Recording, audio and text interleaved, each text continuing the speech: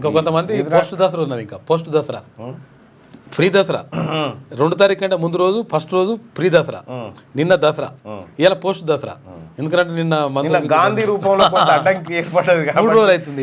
గాంధీ గారి రూపంలో కొంత అడ్డంకి ఏర్పడ్డది కాబట్టి ఇలా ఆ దిశగా ఆలోచిస్తా ఉన్నారేమో. పోస్ట్ దసరా ఇవాళ సెలవే ఉంది కదా, ఇవాళ ఉంటుంది, ఇవాళ సెలవు. ఈ ఒక్క శనివారం ఒక్క సెలవు ఇస్తే సెట్ అయిపోతుండే. కానీ మరి శనివారం రోజు ఖచ్చితంగా జైన్ కావాలి సర్కార్ నౌకర్లు అయితే, ఎందుకంటే మరి లేకపోతే ఇవన్నీ సెలవులు అయితే ఇబ్బంది అవుతుంది. సో మరి కాబట్టి ఇక రాష్ట్ర ప్రభుత్వం ఇక గాయంతో ఒక్కటి కూడా వీళ్ళకి ఇస్తే మంజూరు చేస్తే దసరా సంపూర్ణం అవుతుంది. మరి కొన్ని జిల్లాల్లో ఇచ్చినట్టుగా తెలుస్తూ ఉంది, మరి ఇంకా కొన్ని జిల్లాల సంగతి ఏందో కానీ జర లేవురు సార్. అప్పుడు వెనుకట అన్నమయ్య స్వామి కూడా వెంకటేశ్వర స్వామిని మేలుకొల్పు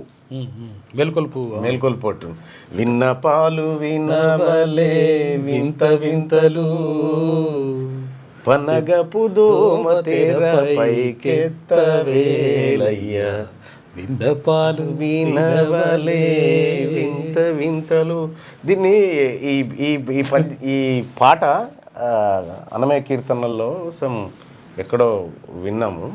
అంటే వెంకటేశ్వర స్వామి నైటు అంటే భక్తులకు దర్శనాలు ఇచ్చి అన్నీ ఇచ్చి అలసిపోయి నిద్రపోయి పడుకుంటే మళ్ళీ తెల్లారంగానే పబ్లిక్ వచ్చారు విన్నపాలు తీసుకొని.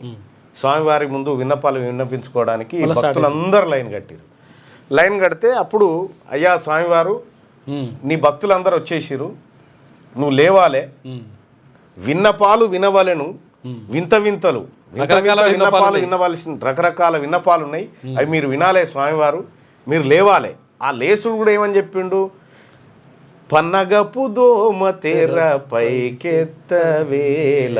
అంటే ఇక్కడ మరి ఆ లాజిక్ పాయింట్ ఏంటంటే జర చదువుకున్న వాళ్ళం కాబట్టి, వెంకటేశ్వర స్వామి దోమ తెర వేసుకుంటే వెంకటేశ్వర స్వామి దోమలు కూడా ఇబ్బంది పెట్టినాయి అనేటువంటిది ఈ పద్యం ద్వారా అర్థమవుతుంది. దోమల నుంచి రక్షణకు ఆయన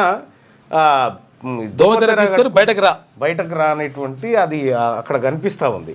అంటే వెంకటేశ్వర స్వామిని దోమలు కూడా ఇబ్బంది పెట్టినాయి, మనం ఎంత అంతే, దోమల నుంచి రక్షణకు ఆయనకు రక్షణ వేసుకున్నాడు అనేది ఒకటి అంతర్గతంగా కనిపిస్తుంది. మచ్చర్దాన్ అంటారు. అయితే వెంకటేశ్వర స్వామిని ఎట్లయితే ఆయన ప్రధాన భక్తుడు ఎట్లయితే స్వామివారు మీరు లేవండి అన్నారు, ఇప్పుడు మీ పరిస్థితి మీరు కూడా లేవాలే, మీరు కూడా పన్నగపు దోమ తెరలు పైకెత్తితే మనం కూడా మాట్లాడుకుందాం. చాలా ఇంపార్టెంట్ విషయం ఉంది.